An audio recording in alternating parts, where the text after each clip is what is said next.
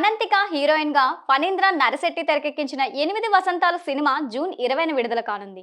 కానీ ఈ మూవీని కొన్ని దేశాల్లో జూన్ 18, 19న ప్రీమియర్లు ప్రదర్శించారు. అక్కడి నుంచి ఈ మూవీ టాక్ బయటకు వచ్చింది. 8 వసంతాలు సినిమా చాలా గొప్పగా ఉందని కొందరు అంటుంటే, మరికొందరు మాత్రం ఇది చాలా స్లోగా ఉందని, బోరింగ్ గా ఉందని, నిదానంగా ఉందని అంటున్నారు. మాటలు మాత్రం అద్భుతంగా ఉన్నాయని, ఆనిముత్యాల లాంటి మాటలు రాసిన దర్శకుడికి హ్యాట్సాప్ చెప్పాల్సిందే అని పొగిడేస్తున్నారు.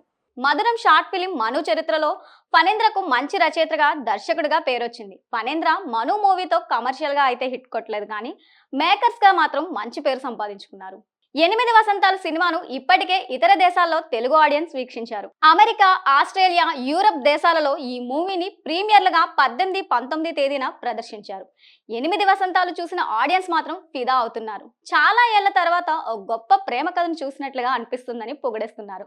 ఫస్ట్ హాఫ్ అద్భుతంగా ఉందని పొగిడేస్తున్నారు. మాటలు మాత్రం గుండెల్ని తాకుతున్నాయని చెప్తున్నారు. ఈ చిత్రానికి Phanendra dialogues, visuals, Ananthika performance main pillars లాగా నిలబడ్డాయని అంటున్నారు.